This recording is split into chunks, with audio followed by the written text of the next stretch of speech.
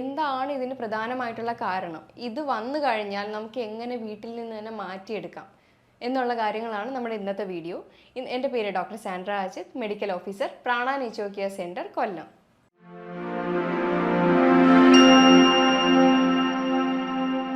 പല ആളുകളും എന്ത് അസുഖം വന്നാലും അത് പുറത്ത് പറഞ്ഞുകൊണ്ട് നടക്കാറുണ്ട്. പക്ഷേ ഈ ഒരു ബുദ്ധിമുട്ട് അല്ലെങ്കിൽ മലബന്ധം അല്ലെങ്കിൽ വയറിളക്കം വന്നു കഴിഞ്ഞാൽ അത് വീട്ടുകാരെ പോലും അറിയിക്കാതെ സ്വയമേ ചികിത്സ തേടുകയാണ് ചെയ്യുന്നത്. സ്വയമേ തന്നെ പോയിട്ട് മെഡിക്കൽ ഷോപ്പിൽ നിന്ന് മെഡിസിൻസും കാര്യങ്ങളും ഒക്കെ മേടിച്ച് അത് ഒരു തരത്തിലുള്ള കുറച്ചൊരു ഗ്യാപ്പിലേക്ക് മാത്രം മാറി നിൽക്കുന്ന രീതിയിൽ മെഡിസിൻ കഴിച്ചൊന്ന് ഒഴിവാക്കും. പിന്നെയും ഇത് സ്റ്റാർട്ട് ചെയ്യുമ്പോഴാണ്, ഇത് അഗെയിൻ ഒരു റിക്കറൻ്റ് ആയിട്ട് 3-4 പ്രാവശ്യം വരുമ്പോഴായിരിക്കും ആളുകൾ ഇതിനെപ്പറ്റി ചിന്തിക്കുന്നത്. ഇതിൻ്റെ റൂട്ട് കോസ് അറിഞ്ഞ് ട്രീറ്റ് ചെയ്തിട്ടില്ലെങ്കിൽ ഈ ഒരു ബുദ്ധിമുട്ട് ചിലപ്പോൾ ക്യാൻസറിന് വരെ വഴിതിരിക്കാനുള്ള ഒരു കാരണമാണ്. എന്താണ് ശരിക്കും മലബന്ധം കൊണ്ട് ഉദ്ദേശിക്കുന്നത്? നമ്മുടെ ശരീരത്തിൽ ഒരു ബയോളജിക്കൽ ക്ലോക്ക് ഉണ്ട്. ഒരു സമയത്ത് ഉറങ്ങുക, ഒരു സമയത്ത് എണീക്കുക, അതുപോലെ വാഷ്റൂമിൽ പോകാനായിട്ടുള്ള ഒരു അർജും കാര്യങ്ങളും ഒക്കെ വരുന്ന ഒരു ബയോളജിക്കൽ ക്ലോക്ക് ഉണ്ട്. ഇതിൻ്റെ താളം തെറ്റുക, അതായത് 48 മണിക്കൂർ തൊട്ട് 78 മണിക്കൂർ വരെയാണ് നമ്മുടെ ഒരു ഫുഡ് ഡൈജസ്റ്റ് ആയി അത് മലദ്വാരം വഴി പുറത്ത് വരാനുള്ള ഒരു സമയം എന്ന് പറയുന്നത്. ഇത് 100 മണിക്കൂറിൽ കൂടുതൽ എടുത്തിട്ടും പുറത്ത് വരാത്ത, അതായത് ഒരു 3 ദിവസമൊക്കെ കൂടുതലും അവർക്ക് മോഷൻ ക്ലിയർ ആയിട്ട് പാസ് ചെയ്യാൻ പറ്റാത്തതിനെയാണ് കോൺസ്റ്റിപ്പേഷൻ അഥവാ മലബന്ധം എന്ന് പറയുന്നത്. ഇതിന് ഒരുപാട് കാരണങ്ങളാണ് ശരിക്കും ഉള്ളത്. എന്തെങ്കിലും അസുഖങ്ങളുടെ ഭാഗമായിട്ടോ അല്ലെങ്കിൽ നമ്മുടെ ജീവിതശൈലിയിലുള്ള മാറ്റങ്ങൾ കാരണമോ ഒക്കെയാണ് ഇങ്ങനത്തെ ഒരു ബുദ്ധിമുട്ട് വരുന്നത്. The mother of all disease എന്നറിയപ്പെടുന്ന ഈ കോൺസ്റ്റിപ്പേഷൻ, അതായത് എല്ലാ അസുഖങ്ങളുടെയും തുടക്കം കോൺസ്റ്റിപ്പേഷൻ ആണ്. അതായത് കുടലിൽ നിന്നാണ് എല്ലാ അസുഖങ്ങളുടെയും തുടക്കം എന്ന് പറയുന്നത്. അപ്പോൾ ഇങ്ങനെ മലം കെട്ടിക്കിടക്കുന്ന ഒരവസ്ഥ വന്നു കഴിഞ്ഞാൽ ഓട്ടോ ഇമ്മ്യൂൺ ഡിസീസിൽ തുടങ്ങി ക്യാൻസർ സ്റ്റേജിലേക്ക് വരെ എത്താനായിട്ടുള്ള ചാൻസ് ഉണ്ട്. കാരണം ഇത് അൺട്രീറ്റഡ് ആയിട്ട്, അതായത് ഇത് ട്രീറ്റ് ചെയ്യുന്നില്ല, മലബന്ധത്തിനെ അത്രയും കാര്യമായിട്ട് എടുക്കാത്തവരാണെങ്കിൽ ഉറപ്പായിട്ടും പല അസുഖങ്ങളിലേക്കും ഇത് വഴിതിരിക്കാൻ വലിയൊരു കാരണമാണ്. ഇതിന് പ്രധാനമായിട്ടും ഒരു 10 കാരണങ്ങളാണുള്ളത്. നമ്മൾ ഓരോന്ന് പറയുകയാണെങ്കിൽ ആദ്യത്തേത് തന്നെ ഡയറ്റാണ്. ഡയറ്റ് പ്രോപ്പർ അല്ലെങ്കിൽ എല്ലാ അസുഖവും നമുക്ക് വരും. അതായത് പ്രത്യേകിച്ചും ഫൈബർ അടങ്ങിയ ഭക്ഷണങ്ങൾ കൃത്യമായിട്ട് കഴിക്കുന്നില്ല, അല്ലെങ്കിൽ പ്രീബയോട്ടിക് പ്രോബയോട്ടിക് അടങ്ങിയ ഭക്ഷണങ്ങൾ കൃത്യമായിട്ട് കഴിക്കുന്നില്ല എന്നുണ്ടെങ്കിൽ ഈ പറയുന്ന ബുദ്ധിമുട്ട് വരുന്നുണ്ട്. വെള്ളം നിറയെ കുടിക്കുന്നില്ല, അതേപോലെ എപ്പോഴും ജങ്ക് ഫുഡ്, അതായത് ഹോട്ടൽ ഫുഡും കാര്യങ്ങളും ഒക്കെയാണ് എപ്പോഴും കഴിക്കുന്നതെങ്കിൽ ഉറപ്പായിട്ടും ഈ പറയുന്ന ബുദ്ധിമുട്ടുകൾ വരും. അതായത് പ്രിസർവ്ഡ്, പാക്ഡ്, പ്രോസസ്ഡ് ഫുഡൊക്കെ, പിന്നെ അച്ചാറുകൾ, ഇങ്ങനെയുള്ള സാധനങ്ങളൊക്കെ അധികമായിട്ട് കഴിക്കുമ്പോൾ മലബന്ധം കണ്ടുവരാറുണ്ട്. അടുത്ത ഒരു റീസണാണ് ബയോളജിക്കൽ ക്ലോക്കിൻ്റെ താളം തെറ്റുക എന്നുള്ളത്. അത് ഞാൻ ഓൾറെഡി പറഞ്ഞായിരുന്നു. അപ്പോൾ ഡെയിലി ബേസിസിൽ ഉറക്കുന്നതും എണീക്കുന്നതും എല്ലാം ഈ ഒരു സിസ്റ്റം വഴിയാണ്. അപ്പോൾ എണീക്കുമ്പോൾ തന്നെ വാഷ്റൂമിൽ പോകാനുള്ള അർജൊക്കെ ഓട്ടോമാറ്റിക്കലി തന്നെ വരുന്നതാണ്. അപ്പോൾ ഇതിൻ്റെ താളം തെറ്റിക്കഴിഞ്ഞാലും ഈ പറയുന്ന ഇത് വരാം, മലബന്ധം വരാം. പിന്നെ സ്ട്രെസ് അധികമായിട്ടുള്ളവർക്കാണെങ്കിൽ, അല്ലെങ്കിൽ ആങ്സൈറ്റി അധികമായിട്ടുള്ളവർക്ക്, പിന്നെ സൈക്കോളജിക്കൽ ഇഷ്യൂ, അതായത് എന്തെങ്കിലും പണി ചെയ്തുകൊണ്ടിരിക്കുന്ന സമയത്തും അർജി വന്നിട്ടുണ്ടെങ്കിലും പോകാതെ പിടിച്ചു വെച്ചിരിക്കുന്നവരും ഉണ്ടാവും. അങ്ങനെയുള്ളവർക്കും മലബന്ധം ഉണ്ടാവാൻ ചാൻസ് ഉണ്ട്. അതുപോലെ തന്നെ ചില മെഡിസിൻ്റെ അമിതമായിട്ടുള്ള ഉപയോഗം മൂലം പറയുന്ന കോൺസ്റ്റിപ്പേഷൻ വരാം. ചില അസുഖങ്ങളുടെ ഭാഗമായിട്ട്, അതേപോലെ ഡയബറ്റിക്, തൈറോയിഡ്, ഹെർണിയ, അല്ലെങ്കിൽ പ്രോസ്റ്റേറ്റിൻ്റെ വീക്കം, പ്രഗ്നൻസി ടൈമിൽ നമുക്ക് ഡയറ്റിനകത്തൂടെ തന്നെ കുറേയൊക്കെ മാറ്റാവുന്നതേ ഉള്ളൂ. അത് വെയിറ്റ് താഴേക്ക് പുട്ട് ചെയ്യുമ്പോഴത്തേക്ക് ഈ പറയുന്ന മലബന്ധം വരുന്നതാണ്. പിന്നെ അമിതവണ്ണം ഉള്ളവർക്കും ഒക്കെ ഈ പറയുന്ന മലബന്ധം വരുന്നുണ്ട്. പിന്നെ മെയിനായിട്ടുള്ളൊരു റീസണാണ് ഇറിറ്റബിൾ ബവൽ സിൻഡ്രോം എന്ന് പറയുന്നത്, IBS. ഈ ഒരു അസുഖമുള്ളവർക്ക് കുറച്ച് നാൾ, ഒരു 3-4 ദിവസം മലബന്ധമായിരിക്കും. അത് കഴിഞ്ഞിട്ടുള്ള ദിവസം ലൂസ് മോഷനായിട്ട് പോകും. അപ്പോൾ ഇതാണ് കണക്റ്റഡ് ആയിട്ടുള്ളത്. കുറച്ച് ദിവസം മലബന്ധവും കുറച്ച് ദിവസം ലൂസ് മോഷനും ഒക്കെ ആയിട്ട് വരുന്ന ഒരു മെയിനായിട്ടുള്ള ഒരു അസുഖമാണ് IBS എന്ന് പറയുന്നത്. പിന്നെ പെരിസ്റ്റാൾട്ടിക് മൂവ്മെൻറ്റ് കുറയുക, അതായത് കുടലിൻ്റെ ചലനശേഷി കുറയുന്ന ഒരു ബുദ്ധിമുട്ട്, അല്ലെങ്കിൽ അവിടുത്തെ ഉള്ള ബാക്ടീരിയാസിൻ്റെ അളവ് കുറയുന്നതിൻ്റെ ഉള്ള ബുദ്ധിമുട്ട്, എക്സർസൈസ് കുറയുന്നതിൻ്റെ ഉള്ള ബുദ്ധിമുട്ട്, ഇത് മൂന്നും കണക്റ്റഡ് ആണ്. എക്സർസൈസ് കറക്റ്റായിട്ട് ചെയ്തിട്ടില്ല എന്നുണ്ടെങ്കിൽ പെരിസ്റ്റാൾട്ടിക് മൂവ്മെൻറ്റ് കൃത്യമായിട്ട് കിട്ടത്തില്ല. അതേപോലെ പെരിസ്റ്റാൾട്ടിക് മൂവ്മെൻറ്റ് കൃത്യമായിട്ട് കിട്ടാത്തതിന് മറ്റു പല കാരണങ്ങളും ഉണ്ട്. നമ്മുടെ സെറട്ടോണിൻ എന്ന് പറയുന്നത് ഹാപ്പി ഹോർമോൺ ആണ്. അപ്പോൾ ഈ ഒരു ഹാപ്പി ഹോർമോൺ സെക്രീറ്റ് ചെയ്യുന്നത് കുടലിൽ നിന്നാണ്. അപ്പോൾ അവിടെ ഗുഡ് ബാക്ടീരിയാസിൻ്റെ അളവ് കൂടുതലായിട്ടുണ്ടെങ്കിൽ മാത്രമേ അത് അവിടുത്തെ കോശങ്ങളെ സ്റ്റിമുലേറ്റ് ചെയ്ത് ഈ പറയുന്ന സെറട്ടോണിൻ്റെ ഹാപ്പി ഹോർമോണിൻ്റെ ഒരു പ്രൊഡ്യൂസ് ചെയ്യത്തുള്ളൂ. അത് പ്രൊഡ്യൂസ് ചെയ്താൽ അത് തന്നെയാണ് കുടലിൻ്റെ ചലനശേഷിയെ നിയന്ത്രിക്കുന്നത്. അപ്പോൾ അത് പ്രോപ്പറായിട്ട് നടന്നു കഴിഞ്ഞാൽ മലബന്ധം ക്ലിയർ ആവാനും ഒക്കെ ഹെൽപ്പാവും. അതേപോലെ മൈൻഡ് ആയാലും ഒന്ന് റിലാക്സ് ആവും. ആ ഒരു ദിവസം മോഷൻ പോയിട്ടില്ല എന്നുണ്ടെങ്കിൽ മൈൻഡ് ഭയങ്കര ഡിസ്റ്റർബ്ഡ് ആയിരിക്കും. അതുകൊണ്ടാണ് ഈ ഗട്ടും ബ്രെയിനും ഭയങ്കര കണക്റ്റഡ് ആണെന്ന് പറയുന്നത്. പിന്നെ മറ്റൊരു റീസണാണ് ഇത് ടോയ്ലറ്റ് ഹാബിറ്റ്സ് പ്രോപ്പറായിട്ടില്ല, അല്ലെങ്കിൽ ടോയ്ലറ്റിൽ ഇരിക്കുന്ന പോസ്ചർ ശരിയല്ല എന്നുണ്ടെങ്കിലും മലബന്ധം വരാനായിട്ടുള്ള ചാൻസ് കൂടുതലാണ്. പണ്ടൊക്കെ നോർമലി ഉള്ള ഇന്ത്യൻ ക്ലോസറ്റ് ആയിരുന്നു. ഇപ്പോൾ യൂറോപ്യൻ ക്ലോസറ്റ് വരുമ്പോഴത്തേക്കും അതിനകത്ത് ഇരിക്കുന്ന പോസ്ചർ തന്നെ വ്യത്യാസമാണ്. അങ്ങനെ വരുമ്പോഴും മലബന്ധം കണ്ടുവരാറുണ്ട്. അത് ലീനായിട്ട് ഫോർവേഡ് ചെയ്ത് ഇരിക്കുമ്പോഴത്തേക്കും ബുദ്ധിമുട്ട് വരാറുണ്ട്. ഇത് നട്ടൽ നിവർത്തി തന്നെ ഉപ്പൂറ്റി ഒന്നെങ്കിൽ ഉയർത്തിയിരിക്കുക, അല്ലെങ്കിൽ സ്റ്റൂൾ ഇട്ടിട്ട് അതിനകത്ത് കാല് വെച്ചിട്ട് ഇരുന്ന് കഴിഞ്ഞാൽ ആ ഒരു ബുദ്ധിമുട്ടുള്ളവരാണെങ്കിൽ അങ്ങനെ മാറും. പിന്നെ നമുക്ക് ഇത് വന്നു കഴിഞ്ഞാലുള്ള ബുദ്ധിമുട്ട് എന്ന് വെച്ച് കഴിഞ്ഞാൽ വയറ് എപ്പോഴും വിയർത്തിരിക്കും, വയറിനകത്ത് എപ്പോഴും ഭാരം പോലെ, പിന്നെ ഒന്നിനൊരു ഉന്മേഷമില്ലായ്മ, ഒന്നും ലേസിനെസ് അധികമാവും. അപ്പോൾ മോഷൻ പോവാതെ നിൽക്കുമ്പോൾ മൈൻഡും ഡിസ്റ്റർബ്ഡ് ആവും. അതേപോലെ ന്യൂട്രിയൻ ഡെഫിഷ്യൻസീസ് ഉണ്ടാവും, നമ്മുടെ പോഷകക്കുറവും, സ്കിന്നിനകത്ത് ഹെയറിനകത്തും ഒക്കെ ആ ഒരു ചേഞ്ചസ് കാണും, ഒക്കെ ഡ്രൈ ആവും. അപ്പോൾ അതിന് വേണ്ടുന്ന പോഷകങ്ങളൊന്നും അബ്സോർബ് ചെയ്യാൻ പറ്റാത്ത രീതിയിലുള്ള കാര്യങ്ങളായിരിക്കും നമുക്ക് അവിടെ ഉണ്ടാവുന്നത്. ഇനി ഈ ഒരു ബുദ്ധിമുട്ടിനെ എങ്ങനെ നമുക്ക് കറക്റ്റ് ചെയ്യാം, അതായത് മലബന്ധത്തിനെ എങ്ങനെ നമുക്കത് ക്ലിയർ ചെയ്തെടുക്കാം എന്നുള്ള കാര്യമാണ്. ആദ്യത്തേത് തന്നെ ഡയറ്ററി മോഡിഫിക്കേഷനാണ്. നമ്മൾ ഒരുപാട് ഫൈബർ അടങ്ങിയ ഭക്ഷണങ്ങൾ നമ്മുടെ ഭക്ഷണത്തിൽ ഉൾപ്പെടുത്തുക. അത് ഒരു ചൂല് പോലെയാണ് ആക്ട് ചെയ്യുന്നത്. ഇൻസോലുബിൾ ഫൈബേഴ്സ് അത് കെട്ടിക്കിടക്കുന്ന മലത്തിനെ ആയാലും അത് പുറത്ത് കൊണ്ടുവരാനായിട്ട് ഹെൽപ്പ് ചെയ്യും. സോലുബിൾ ഫൈബർ ആണെങ്കിൽ വഴുവഴുപ്പനായിരിക്കും, അതാകുമ്പോൾ സ്ലിപ്പായിട്ട് പുറത്ത് വരാനായിട്ട് എളുപ്പമാണ്. അപ്പോൾ ഇത് രണ്ട് സോലുബിൾ ഫൈബർ ആയാലും ഇൻസോലുബിൾ ഫൈബർ ആയാലും മാക്സിമം ഭക്ഷണത്തിൽ ഉൾപ്പെടുത്താൻ നോക്കുക. സോലുബിൾ ഫൈബേഴ്സ് എന്ന് പറയുമ്പോൾ നമുക്കറിയാം വാഴക്കൂമ്പ്, വെണ്ടയ്ക്കയൊക്കെ സോലുബിൾ ഫൈബേഴ്സിനകത്ത് വരുന്നതാണ്. ഇൻസോലുബിൾ ഫൈബേഴ്സ് പറയുകയാണെങ്കിൽ തവിടുള്ള അരിയുള്ള ഭക്ഷണങ്ങളും പിന്നെ നട്ട്സും സീഡ്സും ഒക്കെ അത്യാവശ്യം നല്ല ഇൻസോലുബിൾ ഫൈബേഴ്സാണ്. അപ്പോൾ ഇതൊക്കെ ധാരാളമായിട്ട് കഴിക്കുക.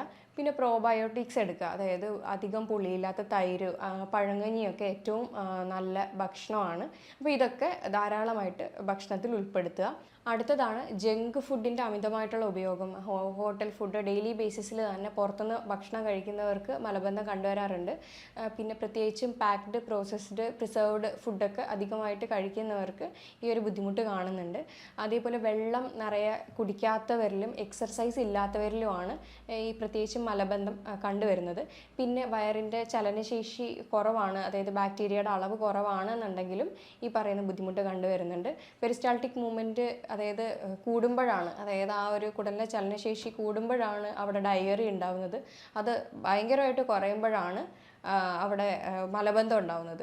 അപ്പോൾ ഇത് കൂടാനും കുറയാനും ഉള്ള കാരണം എന്ന് വെച്ച് കഴിഞ്ഞാൽ അവിടെ കുടലിലെ ബാക്ടീരിയാസ്, അതായത് നല്ല ബാക്ടീരിയാസാണ് ഈ പറയുന്ന ഹാപ്പി ഹോർമോൺ ആയിട്ടുള്ള സെറട്ടോണിനെ സെക്രീറ്റ് ചെയ്യുന്നത്. ഈ സെറട്ടോണിൻ തന്നെയാണ് കുടലിൻ്റെ ചലനശേഷിയെ നിയന്ത്രിക്കുന്നതും. അപ്പോൾ അവിടെ കൃത്യമായിട്ടുള്ള ബാക്ടീരിയ അളവുണ്ടെങ്കിൽ അത് പ്രോപ്പറായിട്ട് നടക്കുകയും ചെയ്യും.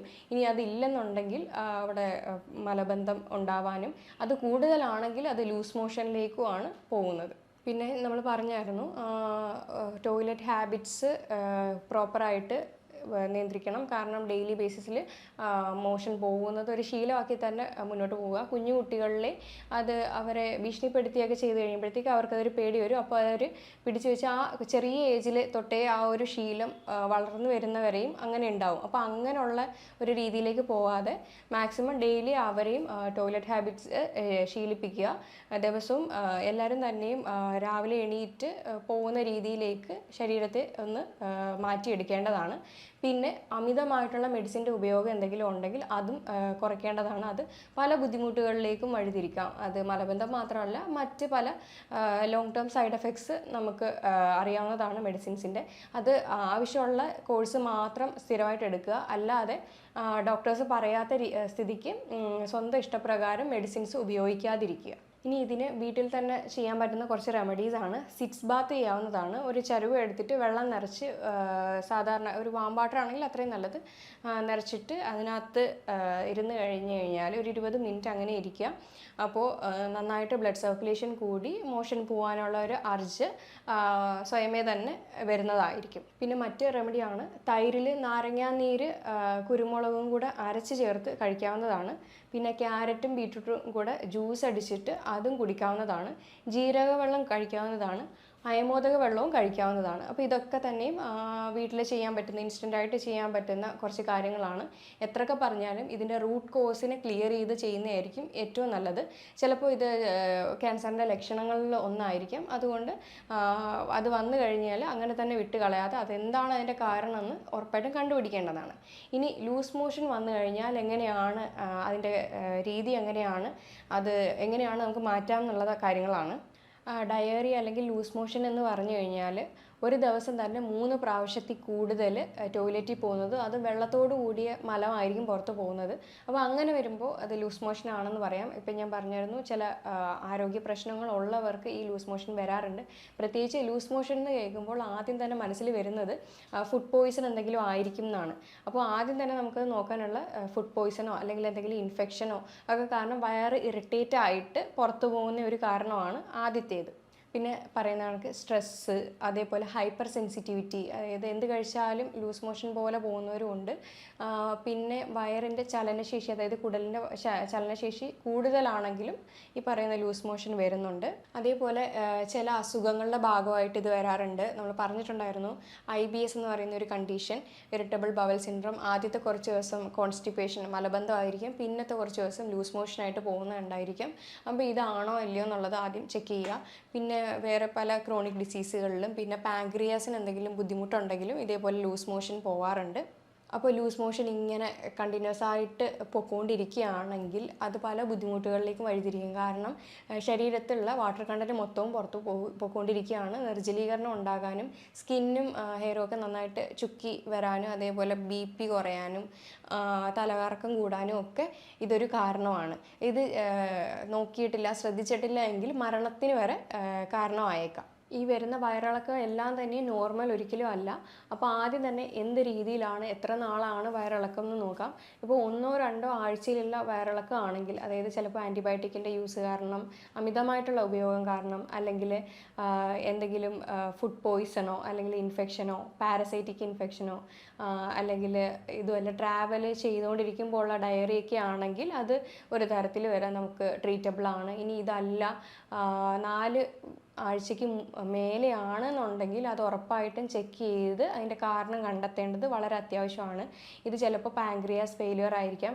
ഇങ്ങനെ പോകുന്നവർക്ക് മലത്തിൽ കൂടുതൽ ഫാറ്റ് കണ്ടൻറ്റ്, എണ്ണയുടെ കണ്ടൻറ്റൊക്കെ കണ്ടുവരാറുണ്ട്.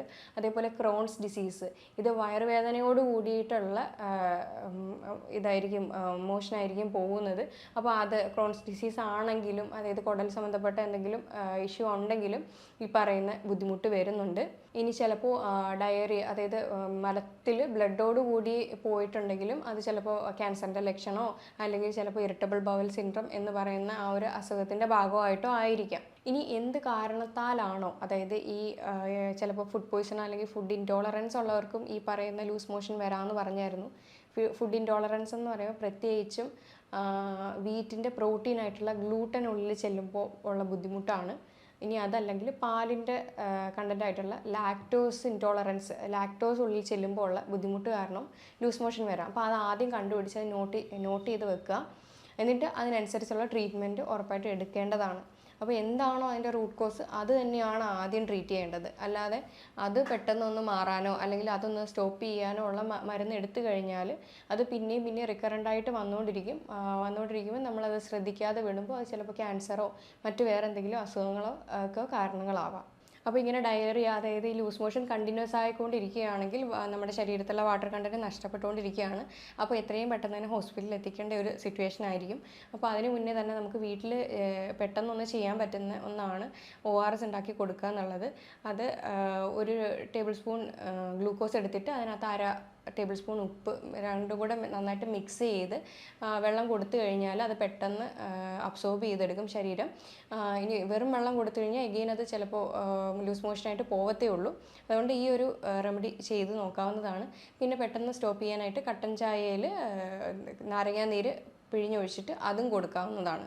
ഇറിറ്റബിൾ ബവൽ സിൻഡ്രം എന്ന് നമ്മൾ പറഞ്ഞിട്ടുണ്ടായിരുന്നു. ആദ്യം കുറച്ച് ദിവസം മലബന്ധം വരും, പിന്നെ കുറച്ച് ദിവസം ലൂസ് മോഷൻ വരുന്നു.